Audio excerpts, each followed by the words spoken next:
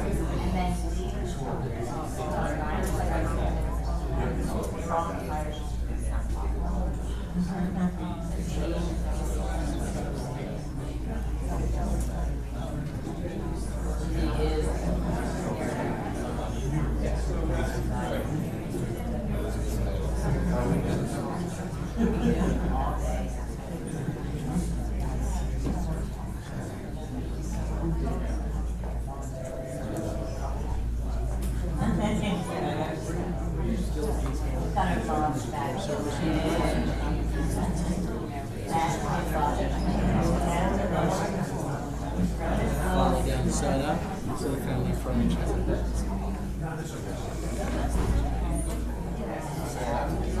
Oh, right down the side.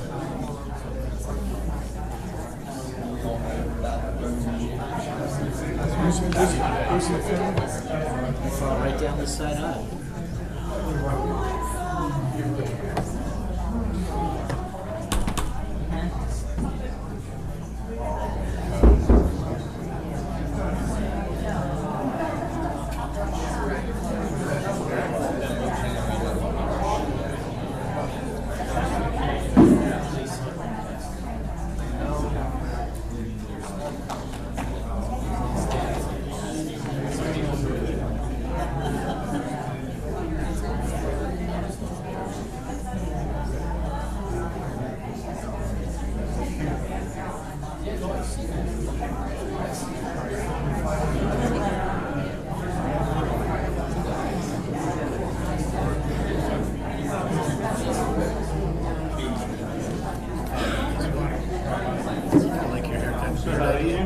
Very well done. You did the finest man there. Right.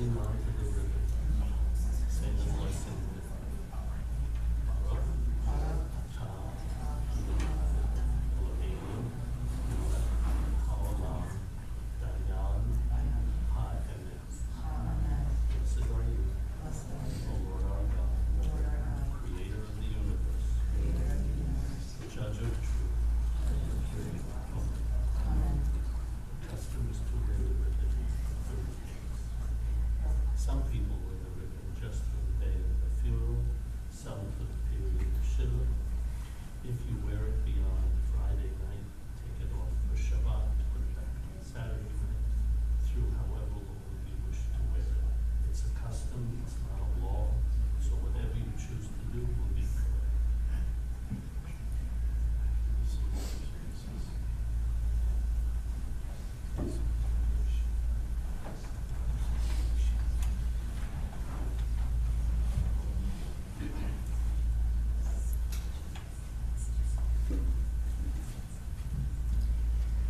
Ladies and gentlemen, as we begin our services, if we can please kindly turn off all cell phones or electronic devices, or please place them on silent. Thank you.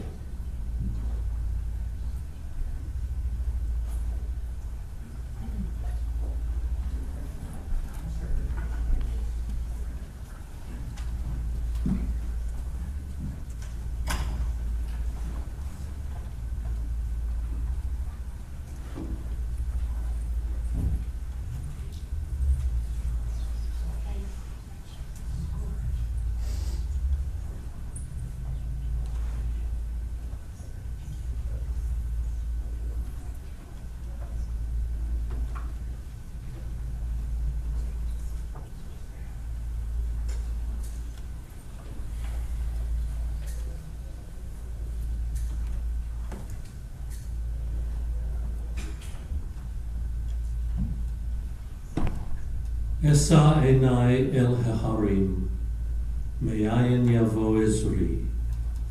Ezri me'im Adonai, oseh shamayim va'aretz. I will lift up mine eyes unto the mountains. From whence shall my help come? My help cometh from the Lord, who made heaven and earth. God will not suffer thy foot to be moved. Heaven that keepeth thee will not slumber. Behold, heaven that keepeth Israel doth neither slumber nor sleep. The Lord is thy keeper. The Lord is thy shade upon thy right hand. The sun shall not smite thee by day, nor the moon by night. The Lord shall keep thee from all evil, and keep thy soul. The Lord shall guard thy going out and thy coming in from this time forth and forever. Those are the words of the 121st Psalm. And as many, if not all of us know, we begin moments like this by reading words from the book of Psalms, because they are, in our tradition, the most comforting and perhaps amongst the most beautiful words ever composed to ease the pain of the heart when we feel that our heart is broken, and with a beloved father and grandfather and brother and uncle and neighbor and friend, you're sitting here and your heart is broken because he was so much a part of your life and you miss him so deeply now, and you know that you always will. So these words from Psalms come to offer some measure of comfort, and maybe the best known and the most beautiful of all the Psalms for a time like this is the 23rd Psalm. And we've been reciting the words of the 23rd Psalm, as I will for you now, for over 2,500 years. And each time we offer them, it is with the hope that they will bring some measure of comfort and consolation in the face of our loss. So Debbie and Cindy and Jody for you, and Lee and Mark for you, Ruth for you, Marcy for you, and for his beautiful grandchildren, Jenny and Vinny, and Evan and Luke, and Joshua and Julia, and you'll tell Audrey too. and for everyone here. And also his beloved friend and doctor, Dr. Valco. Are you here by any chance? No. But he loved him. Dr. Valco loved him, and Richard loved Dr. Valco. I guess he kept him alive. You'd love somebody who keeps you alive. But as a physician and a medical professional, you get to love some people as well. And we know that they did, each for one another, for these 90 and a half years. So as you hear these ancient words, I hope they'll do for you what they've done for countless generations and give you that sense not only of God's presence now to support you, but every bit as much that sense that your father and your brother and your grandfather and your friend, that Richard is now eternally in God's presence too. Mismor David, the Lord is my shepherd, I shall not want. He maketh me to lie down in green pastures. He leadeth me beside the still waters. He restoreth my soul. He guideth me in straight paths for his name's sake. And yea, though I walk through the valley of the shadow of death, I will fear no evil, for thou art with me. Thy rod and thy staff, they comfort me. Thou preparest a table before me in the presence of mine enemies. Thou hast anointed my head with oil. My cup runneth over. Surely goodness and mercy shall follow me all the days of my life, and I shall dwell in the house of the Lord forever.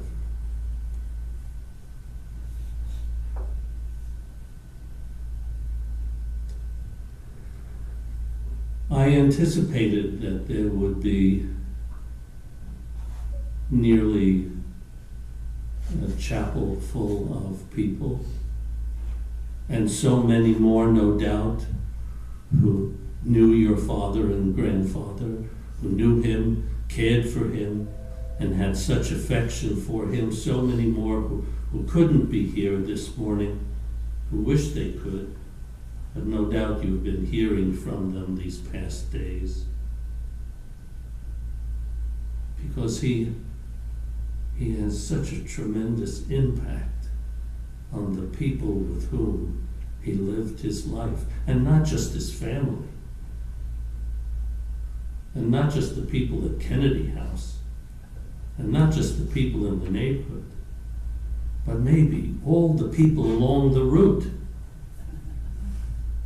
And you know what route I'm speaking about, of course. The highways and byways, the pathways of his life. Oh, bread? That was immaterial. It was the path of his life. And everyone in that path, along that way, found such a good, wonderful human being. You guys are lucky. You're all lucky. The world is lucky to have had such a person like this, to have known personally such a person like this. But the truth of the matter is, it's not what I have to say today that's what is important. It's what you have to say. It's your words, it's your memories. It's the words of tribute that you offer. It's the stories you tell one another as you have these past days, but will continue to do so for the rest of your lives, because he had that kind of impact. So To begin that narrative formally today, I am honored to once again call the names Jenny and Vinny, and Evan and Luke and Joshua and Julia to come up and to offer those words of tribute to what we know, but you know best, as a wonderful grandfather.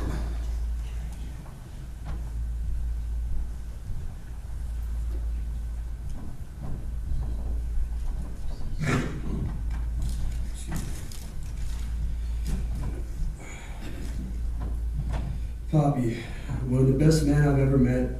There's not enough words in the English language to describe his impact and his influence on all of us. I hope that we made him proud because no one cared more about our success and our achievement than him. He was the funniest, the kindest, and the biggest motivator to help me get to where I am today.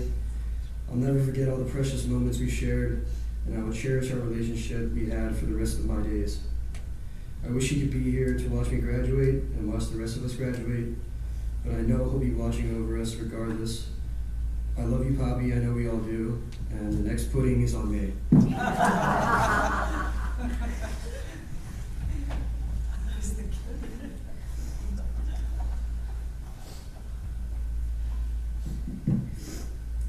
Before I read right off my thing, when I think about my Poppy, the first thing I think about is his smile.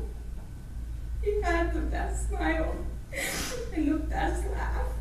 He was just sitting in a room with him, listening to his laugh. It was the best. It was like medicine. It filled you. And when people say that he was one of a kind, they don't know how one of a kind he was. Because when you get to have a man like that as your Poppy, it's really, really special. Poppy Rich was the kindest and most selfless soul. He gave and gave because he cared about other people. And there's not a lot of people like that anymore.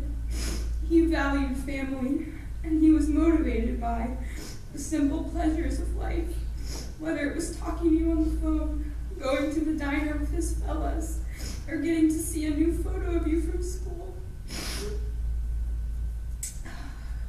He was so thrilled. He was the type of guy that filled buckets. He spread joy, and he was devoted to his pride and joys of life, his daughters, his brother Bobby, his sister Ruth, his grandchildren, and his friends, and anyone who held a conversation with him.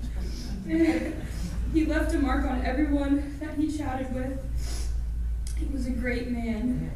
Poppy was so invested in what was happening in each of our lives and would have done anything for the people he called family. He was a lover, and he fought really hard. One of the most valuable lessons my Poppy taught me was that all you need to have a rich and full life is pride in who you are, good friends, and a loving family. Every time I spoke to him or saw him, which this would get kind of annoying, because he always would repeat it, he would say, "You know, Jewel, I'm not a wealthy man, but I'm so rich because I have you and all of my grandchildren." Poppy loved me and my cousins equally and uniquely, and he was so proud of us all. I will miss my Poppy endlessly. I will miss how he lifted me up and made me feel like I was the most amazing woman in the world who could do absolutely anything she put her mind to. Poppy, we love you, and we will continue to carry you with us in our connection with each other and our beautiful memories of you. Thank you for being our Poppy. We love you.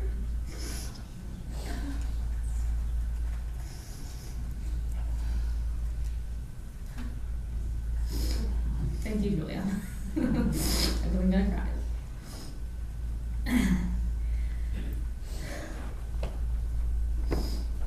That's what it's all about.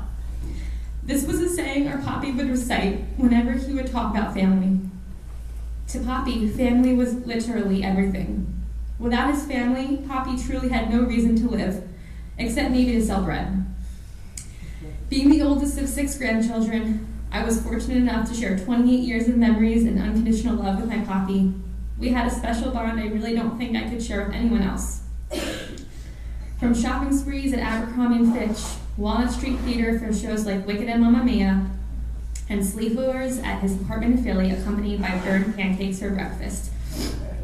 It's memories like these that I'll truly cherish for the rest of my life. I'll never let the memories out of my head or out of my heart. Poppy, if you can hear me, we're all going to be okay. You live in each one of us in a very special way. We promise to remain a strong, united family and keep your kind, caring spirit close to our individual identities. No matter where you are or what we do, we know we'll have you by our side rooting us on, just as you once did before. Oh, and P.S., the Eagles are 8-0.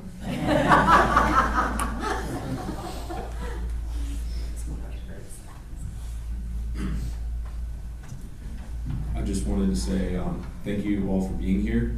I know he probably doesn't want any of you to be here right now. He'd rather you all be doing anything else. But he was the greatest man I've ever met. I don't think I could ever meet someone that will ever live up to his character. And yeah, thank you very much.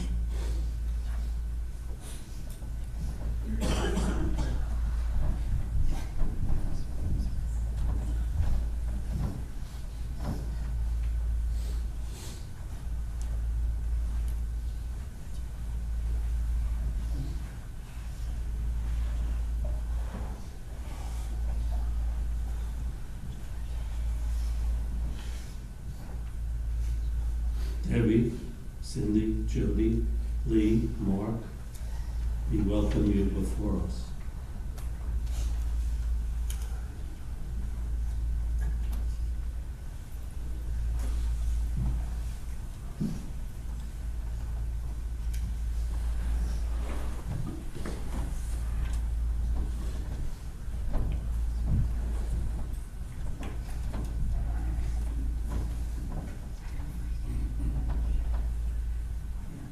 Good morning, everyone. Thanks for being here. It means a lot to us.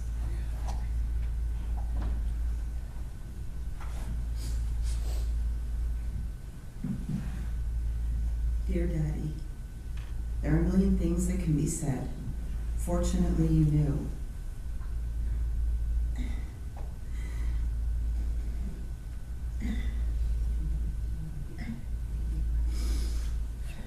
You knew how much you were loved, respected, admired, and adored by so many. Personally, you were the greatest, most giving, loving, and caring humble man. You were there for all of us. For me and Evan and Julia, the miles between meant nothing. I will miss our long conversations about life, politics, the kids, family, and everything in between. I will miss the airport pickups and the joy we both felt to be together again. I am incredibly grateful and proud to be your daughter.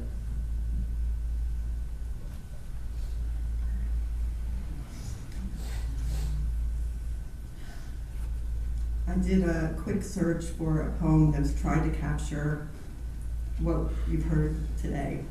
I'm going to do my best.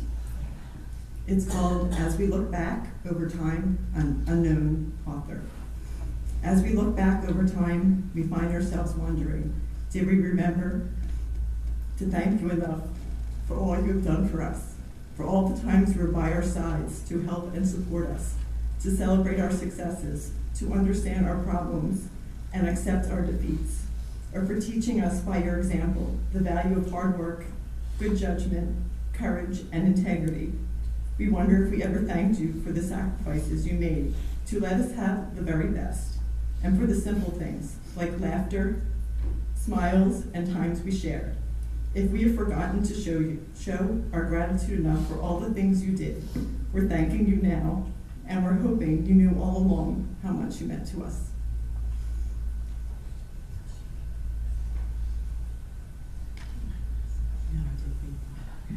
Don't get worried, it's a couple pages, but it's giant font.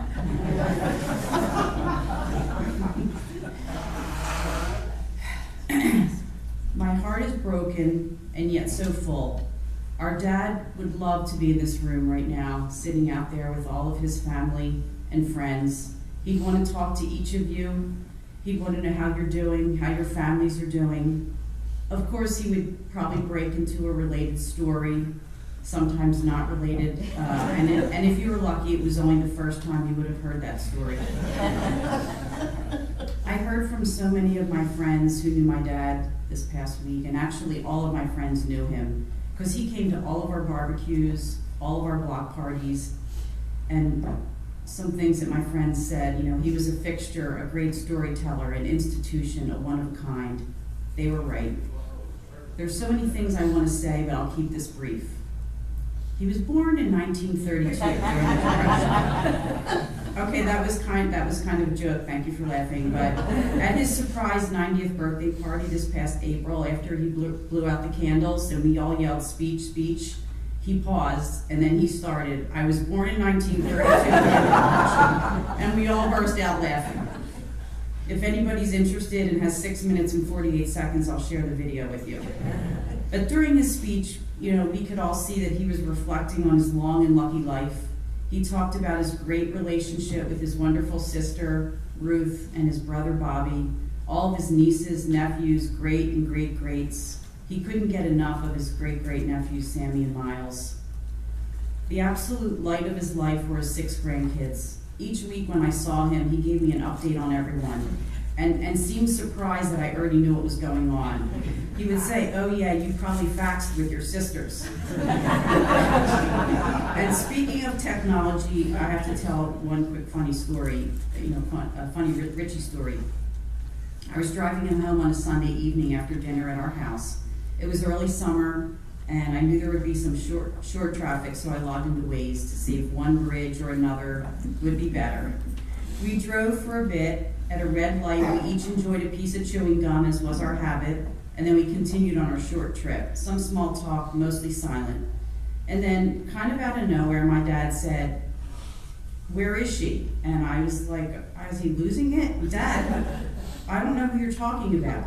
And he said, "Where's the lady?" I said, "Dad, I don't know who you're talking about." And he said, "Where's the lady located who's giving us directions?" And I literally burst out laughing and immediately called my sister to tell me the story. Technology was not his forte, although about a month prior to his hospitalization, he finally got rid of his flip phone and got a smartphone. And he said, "Why didn't I do this? I don't know why I waited so long to do this." And one of the reasons we never encouraged him, because the man had giant mitts and we just didn't think he could really work a smartphone. There's not much left unsaid between our dad and me and my sisters. We all, as you heard, we all talked to him very often. Always ended a conversation or a visit with an "I love you." And boy, we loved him fiercely. So much to love. Always a supporter, always proud of every achievement, and there to lift our spirits. On Friday evening, we had an open house in his apartment at the Kennedy House. His morning bagel and coffee crew and Monday night dinner crew all showed up. We heard over and over how much he talked about us. We heard, "Who's the one who just redid the kitchen but not the laundry room? Who has the condo in Maryland? Who's the tough cookie that lives in North Carolina?" Through my dad, they knew us, and we certainly heard all the stories about them. I'm not here to say goodbye to my dad. I'm here to celebrate a life of love and goodness, whose smile, laugh, and kibitzing nature lifted people's spirits, and whose memory will live on through our generations. You can't buy that kind of life. Big Rich was a very wealthy man.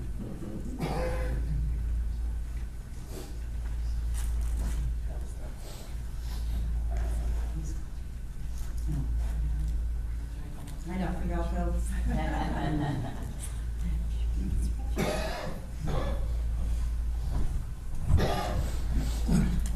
Dr. Valco texted in because he's on the internet feed, and he said he was so grateful that he was included.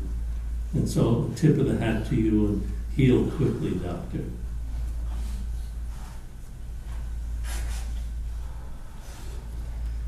Well, you all said such great things, there's not much left for me to say except for this. We all know that Richie was known as the bread man. And he had his root, as I referenced earlier. And as I thought about what I might say to you formally this morning, I thought, what is bread after all? Many of us know it as, quote, the staff of life. It's known as the staff of life because the reference is that's the core. That's the essential. In Hebrew, that's the ikari, the definition of what you need for life. And then I thought, how fitting. And he would be the core, the essential. He was your staff of life. Not only did he give you life, but he gave you the means to live it well by his example, because he lived life well. It was not the acquisition of material goods that was important to him, and how often we forget that. How often the world forgets that. I was standing in a park yesterday, and all of a sudden, 4 supercars pulled up. A Lamborghini, a Porsche, an Audi, and something else. Each one maybe $500,000, maybe more. And I went over, and my 4.5-year-old grandson was with me, and we walked over because we love cars. He loves cars. He said, "There's a Lamborghini." I said, "Yeah, that's right. Want to take a picture with it?" He said, "Yes." And there were a group of guys standing around with videos and photographs, cameras. And I said, "Is there a car show today in this park?" They said, No, we're the caterers. There's going to be a wedding. And these cars are owned by the groom, and he's not here yet, and he doesn't know that his wife-to-be organized these cars to be in the parking lot for the photo shoot for the video of their wedding. So I thought, young man getting married, owns these 4 incredible cars, each one hundreds of thousands of dollars. And I thought, that's what you want in your video, your cars? What in the world did you spend on? And then I go into my rabbi mode and think and then say, you realize how many lives you could have saved by spending that money some other way? You realize how many villages you could have fed for the cost of one of these cars? Really? Because it's so easy to think that way. Everything in the media tells you, spend on cars, spend on jewelry, spend on watches, spend on houses, spend on private planes. I was once on a private plane. It's no big deal. Just as happy to be on a bigger plane. I was once on a private yacht. It's very nice. But then I learned, if you go on a huge cruise ship, it's a much better ride. It's also much cheaper, because the bigger the boat, the smaller the wave. And you don't have to spend so much money, if at all. So much money, if at all. But what he taught you was more precious than any material goods. He gave you the staff of life by who he was and what he was and what he said and how he said it and how he treated people. How fortunate you are to have learned those lessons firsthand. And the rest of us, how fortunate we are to have those lessons reaffirmed by someone we knew and observed and loved.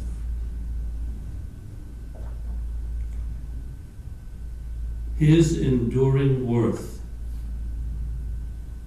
was perhaps, in my opinion, and after all, I'm a liberal rabbi,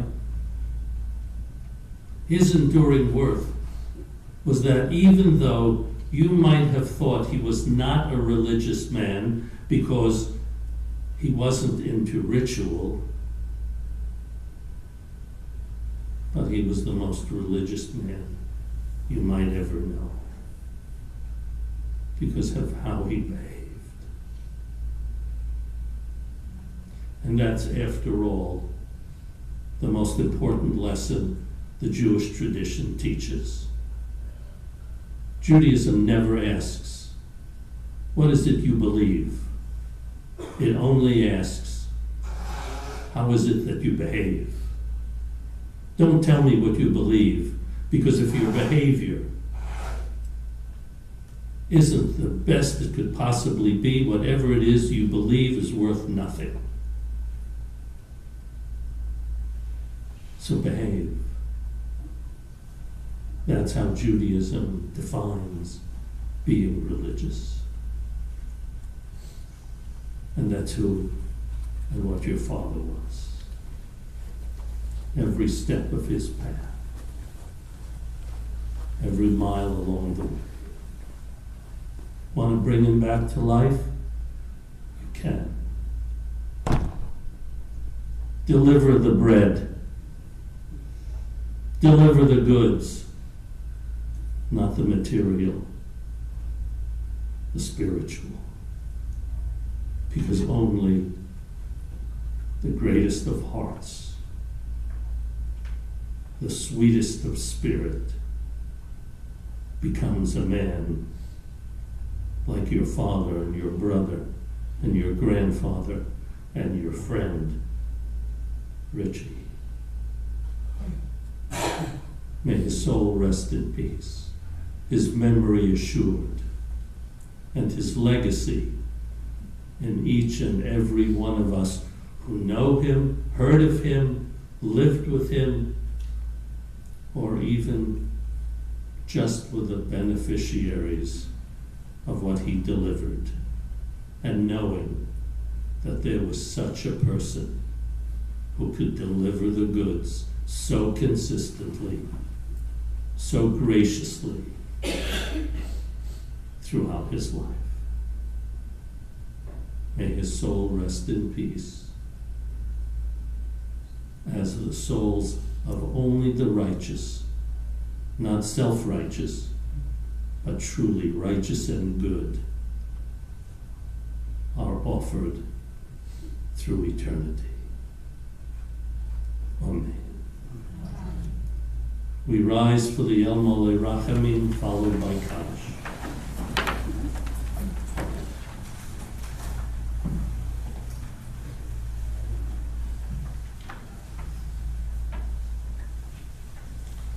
El Mole Rachamim, Shochein Bamromim, Hamtzei Menucha Nechona, Tachat Kanfei HaShechina, Lenishmat Rachmiel ben Yaakov v'Chana, Shahalach La'olamo, Baal HaRachamim, Yitzrur Bitzrur HaChaim, Et Nishmato, Adonai Hu Nachalato, V'yanuach B'Shalom Al Mishkavo, V'nomar, Amen.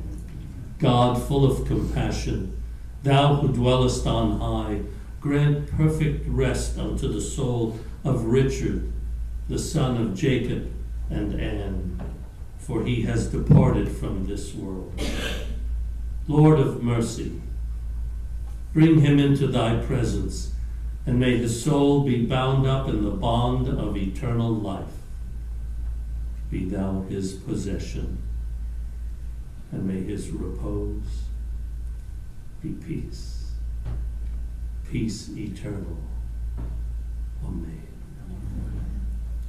Baruch atah Adonai Eloheinu melech haolam, asher yatzar etchem b'tzalmo, v'zan chilkel etchem b'tuvo, v'hemit etchem badin, v'nata b'tochechem chayei olam.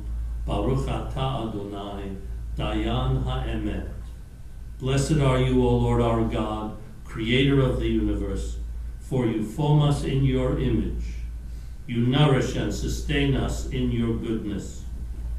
You cause us to die in accordance with your law, but you have implanted within us immortal life. You are his immortal life. Blessed are you, O Lord, Judge of truth. Amen. We recite the Kaddish. Yiskadal v'yiskadash shemei rabo, v'yalma divrach yirusei v'yamlich malchusei, v'chaye chon v'yomei chon, v'chaye d'chol beis Yisrael, ba'agala v'zman koriv, v'imoru. Amen. Yehei shmei rabba mevorach, le'olam olomei olmaya, yisbarach v'yishtabach, v'yispo'ar v'yisromam v'yisnasei, v'yisadar v'yisaleh v'yishalal, shemei d'kudesha barichu, li'ela min kol birchasa v'shirasa, tush b'chasa v'nechemasa, da'amiran b'yalma v'imoru. Amen. Yehei shlomo rabba min shemaya v'chayim, aleinu v'yal kol Yisrael v'imoru. Amen. Oseh shalom b'mramav, hu ya'aseh shalom, aleinu v'yal kol Yisrael v'imoru. Amen.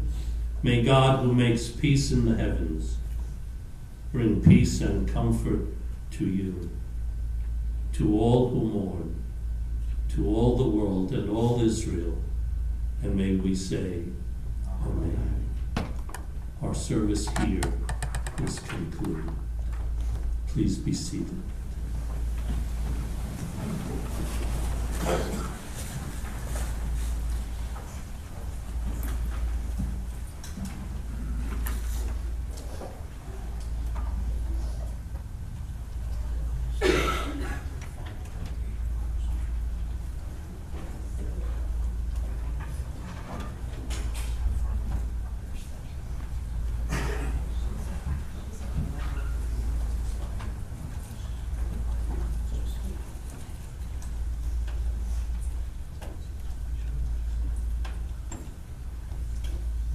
Folks in these two rows, as we begin to head to our